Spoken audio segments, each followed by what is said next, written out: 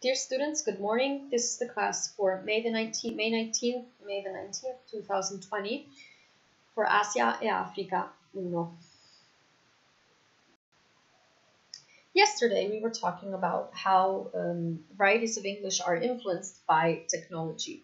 More specifically, we focused on the role of Twitter and how that has evolved and what are its main characteristics and how it has been influencing the English language.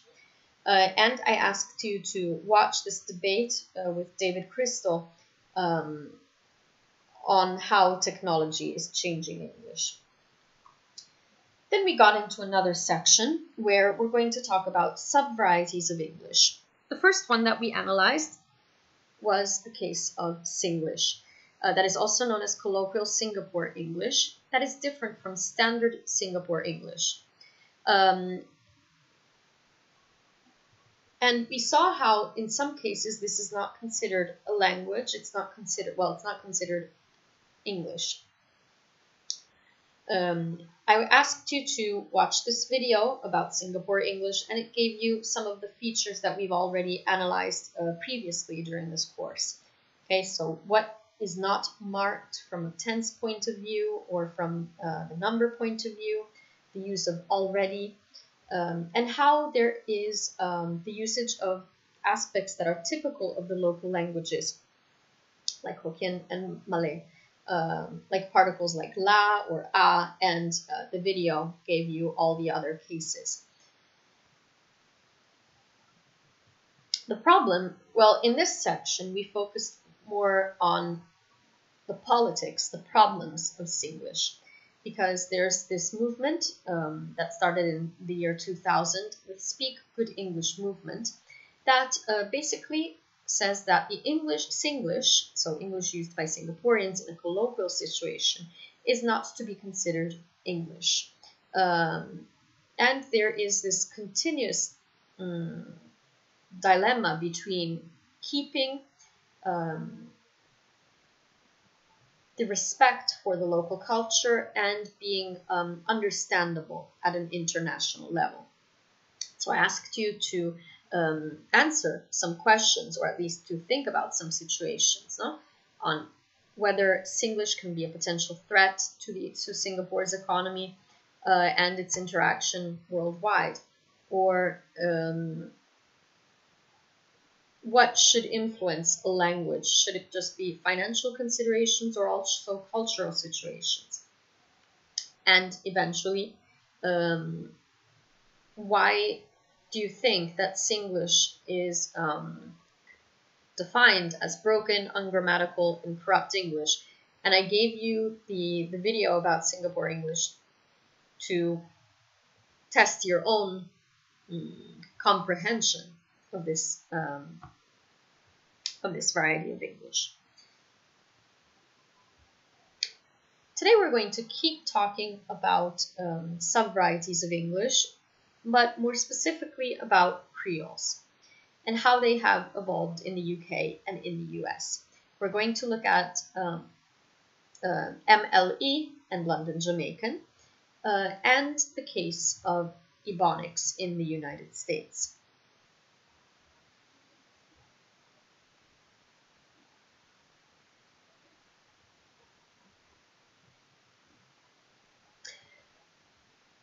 In London, it is possible to talk about London Jamaican, London Creole, that is also known as patois, Black Talk, nation language, or Black slang, depending on the scholar who analyzed it. It is also called Jafaican. It is a combination, just like I told you in the first part of the course, it's a combination of Jamaican Creole, Punjabi, Hindi, Gujarati, Urdu, Kurdish, Turkish, and other languages. That's why it's called patois.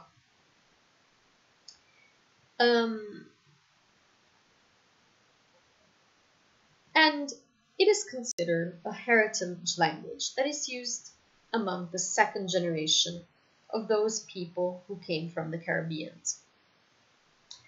However, this Creole has evolved. And nowadays, it is analyzed from a social-cultural point of view because it has been noticed that it is used by Black British children and adolescents. But the interesting thing is that it is also used by white adolescents, especially when they are in contact with Black peers. This is something that is happening worldwide, no? So in this sort of melting pot, we get some words that do not belong to our original culture, and we use them, and we create bonds. And so bonds are created not only from a relational point of view of all the bonds that we create with people, but it also occurs at the level of the language we use. Remember that case that I told you, well, this is for the United States, but remember about that student, that very young student that I have, 14 years old, and she would talk about a bromance. That is the combination of brother and romance, but it's not actually romance. It's used as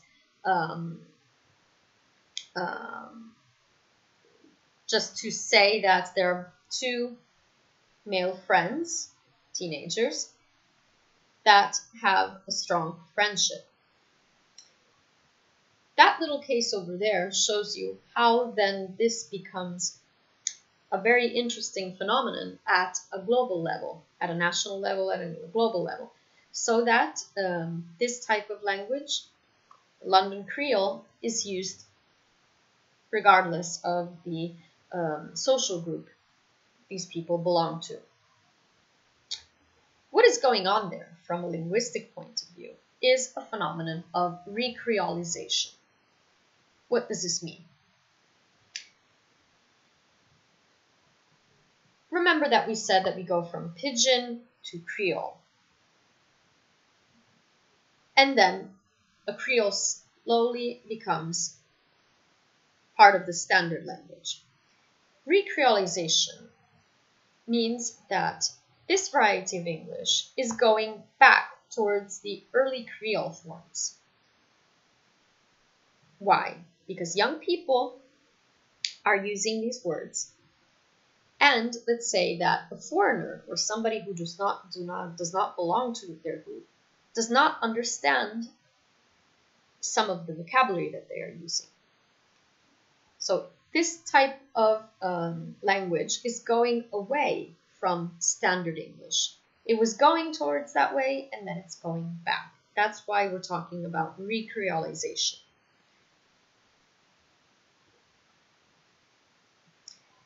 However, you have to consider that most speakers of Jamaican Creole are now fluent in British English. They know how to distinguish British English from Jamaican Creole. And so they know, just like with dialects, we know when to use dialect, where to use dialect, and with who we can use dialect. But we still use standard Italian, and we know where to use that. We keep the two codes separate for, well, when we can. And this is what happens with this type of Jamaican Creole. There is no more the initial function that this Creole, the Pidgin and the Creole had, no longer exists. It's not for a matter, it's no longer a language of contact. It is used to indicate that a person belongs to a group.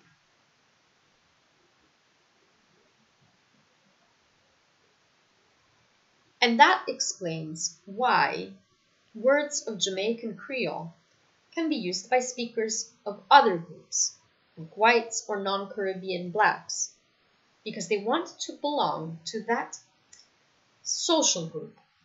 They want to create a group identity. It's that type of wording that you would use with your friends. Imagine, remember when you were teenagers, okay, and you had that sense of identity that you wanted to create, that sense of bond and belongingness that you wanted to reinforce. And that reflects the language that one uses.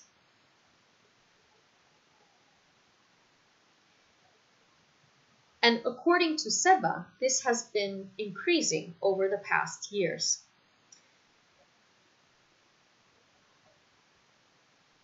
We've already covered all the aspects, the phonetics, the lexical aspects, and pronunciation aspects of Jamaican Creole. But I really want you to watch this video about Jamaican Creole explained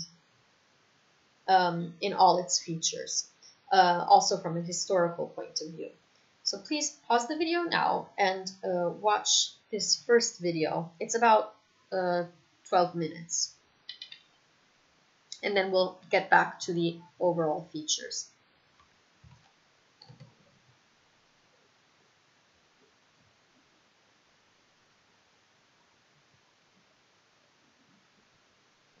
Okay, so that was a pretty clear explanation.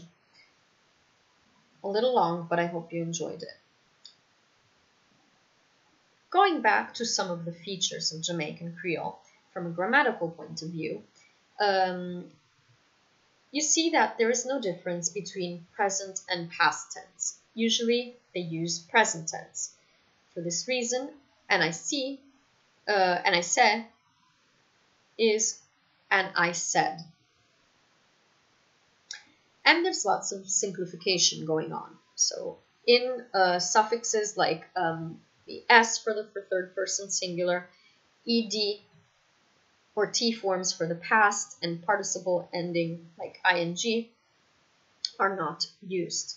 Okay, all the verbs are in the root form. Negation is not formed through don't, but with using the word no in front of the verb. So no breath stink means in standard English, my breath does not stink.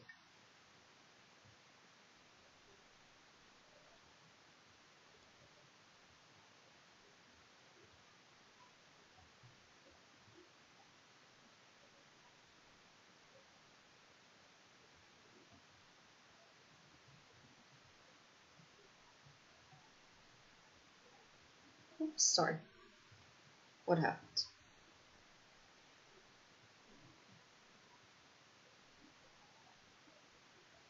As for the phonological features,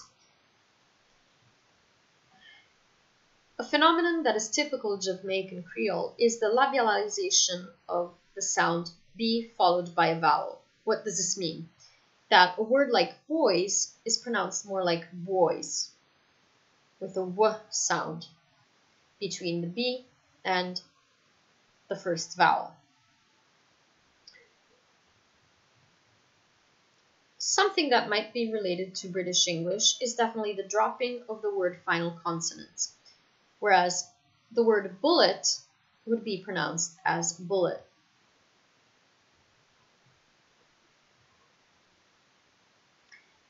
But moving away from British English, usually schwa and weak vowels are replaced with strong vowels.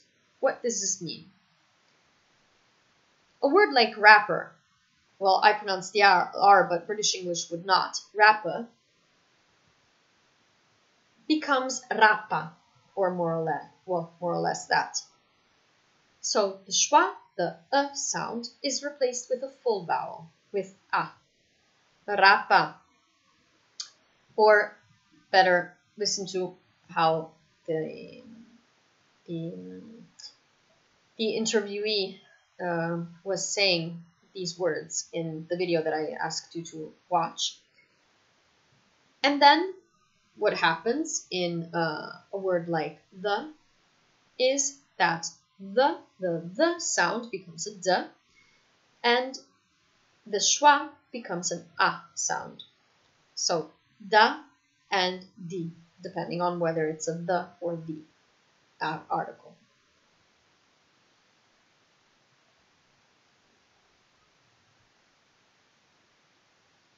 And that's so far what happens in Jamaican English, in MLE with Jamaican Creole in Great Britain. Let's cross the pond and go to the United States. And we're talking more about Ebonics. As you can see, part 3 of your book gets a little deeper into some of the topics that it's already covered in the first part of the course. So in case you decide to study one of these varieties, these sections give you further information about them.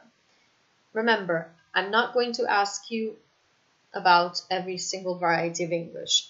I'm going to ask you some general questions that you're supposed to know, and then you need to study 3 varieties of English that you are more interested in, and we'll talk about those during your exam.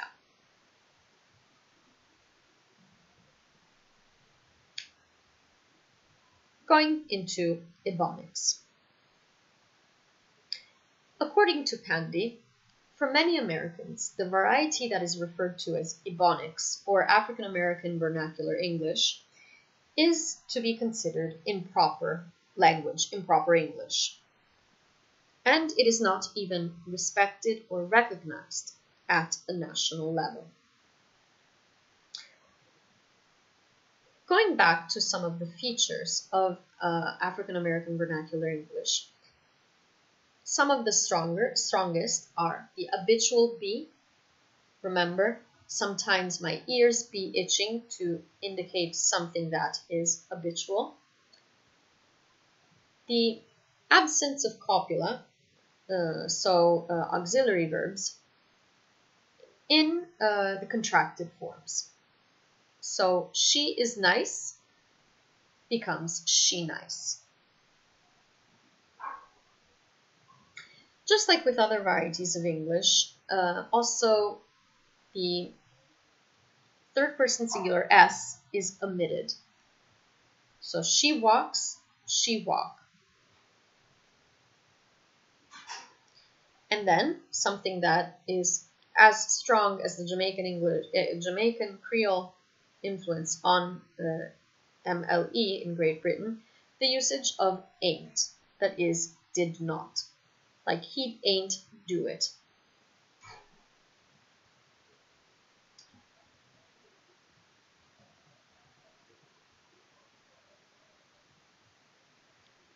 And then something that is related to the context, the vowel and consonant context.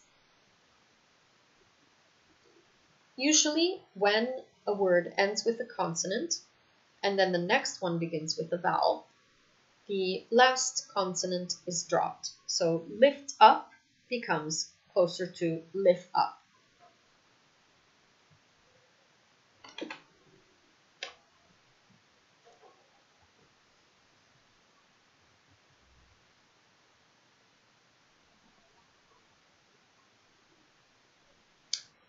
And last feature, usually if a word ends with the th sound or the sound, it is changed, it's transformed into a f and the sound. So tooth becomes tooth and smooth becomes smooth.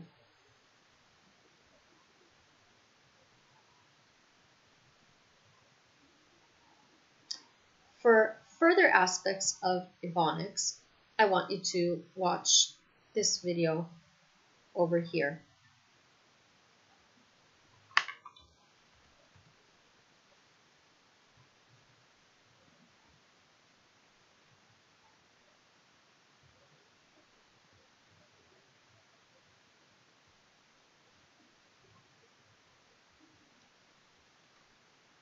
After this overview, let's get into the debate on Ebonics. Back in 1996, a school in California passed a resolution. They wanted to teach standard English through African American vernacular English to those who were African American origin, of course.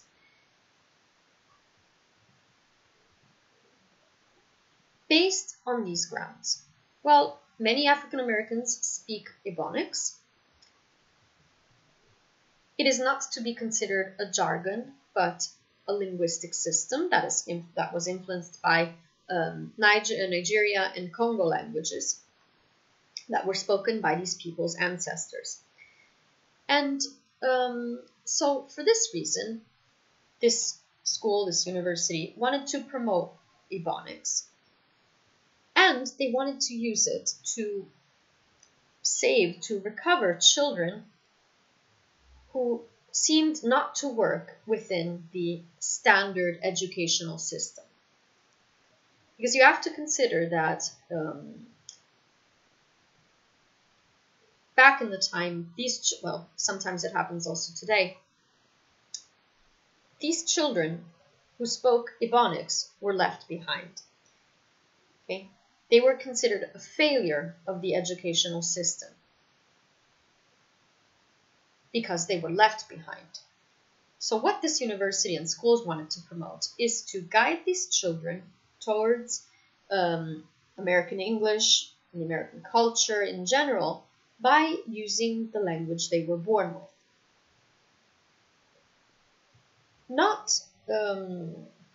They didn't want them to put Ebonics aside. They just wanted them to become sort of bilingual. And so they would have received lots of funds.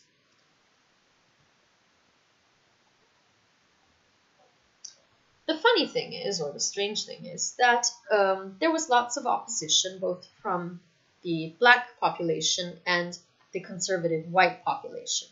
So my question for you is just like that, out of the blue. Why do you think both the black population and the conservative white population were against this type of resolution? And which side would you support? What do you think about this idea of using Ebonics to teach English to the African American community?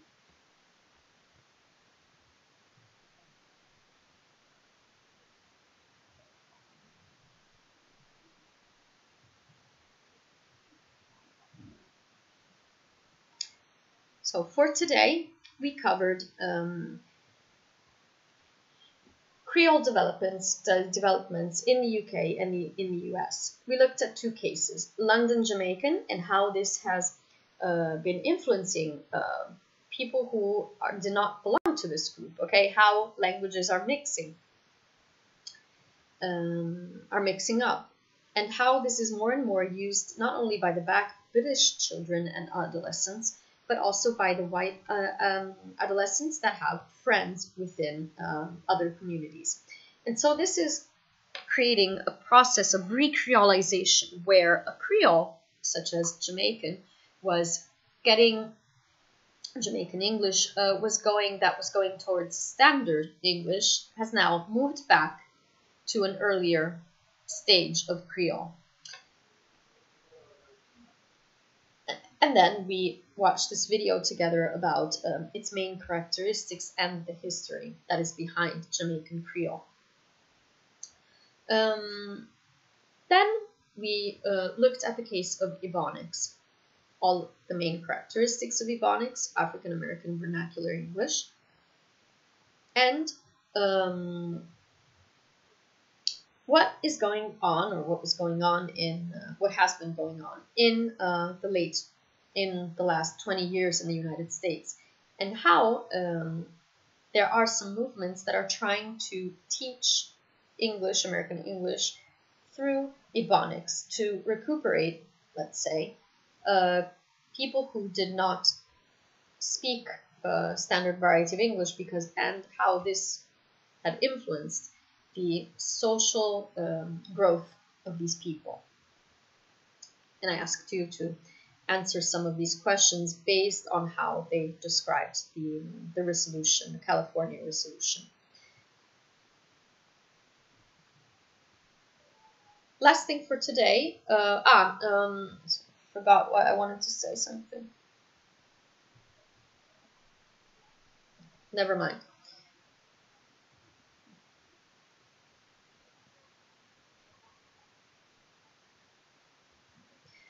Today's song is Get Up by Chinese Man. By standing in water up to their knees, three very unimportant people were doing the best they could with an idea. And that's about all they had. And I don't know, maybe that night these three people were making history. But anyway, what I'm telling to tell you folks is here we are. We're getting up. Chinese Man, what's up? Get up to get down. Fresh coast. You know what it is. Get up, get out, you lazy lout. Get into your working clothes. Up to your knees in oil and grease, and a grindstone in your nose. Get up, get out, you lazy lout. Get into your working clothes. Up to your knees in oil and grease, and a grindstone in your nose. Find a group of chickens sipping Get the Flock drunk. Contribute to the party treat like it's a potluck. You best believe I'm getting up. Tomahawk dunk. We gotta suit up, then clock in and go work. Grinding hard, and I ain't shrinking till my toes hurt. It ain't a secret, ain't no need to be so covert. I keep it straight up, most of y'all ain't got no vert. Let's keep it real. We gotta move to keep the wheels rolling. Rock until our heels swollen, walk until they feel broken. Stopping for no blocking obstacle, just like a real Trojan. Why y'all swerving faded like you drink banana peel potion? Get off the gravel and just quit on the money. 'Cause I'm never sipping homie, y'all tripping slowly. Y'all are hoarders steady lying in the clutter. It's easy to look up when your mind is in the gutter. And then it repeats. I want to give you the written translation.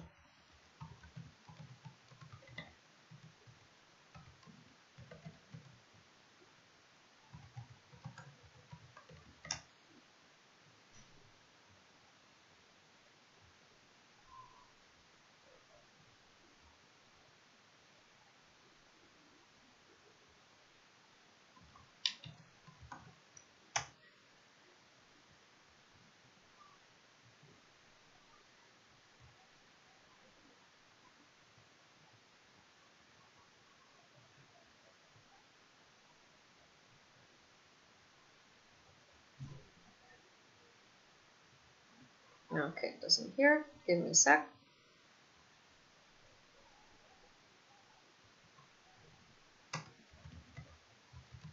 I'll just put the link in the comment box anyway.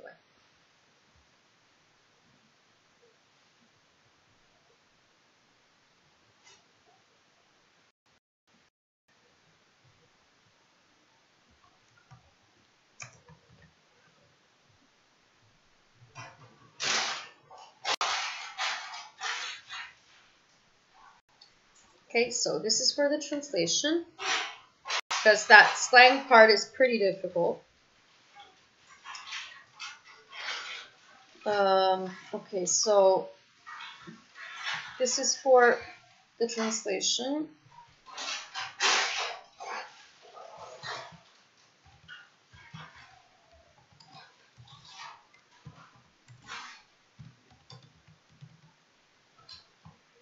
This is for the song.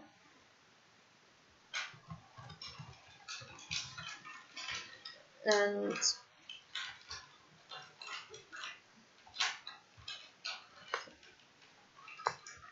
this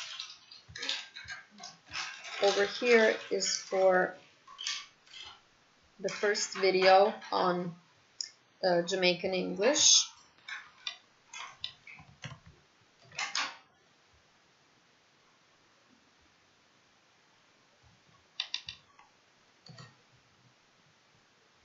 And this one is on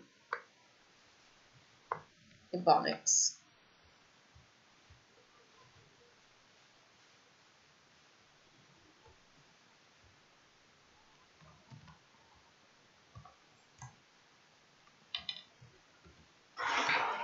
Okay, this one's on the phonics. This is the translation for the song.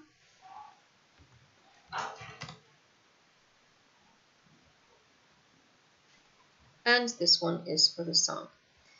So thank you very much for watching, and we'll be back next week for our last 2 classes. Stay healthy and take care. See you next week. Bye.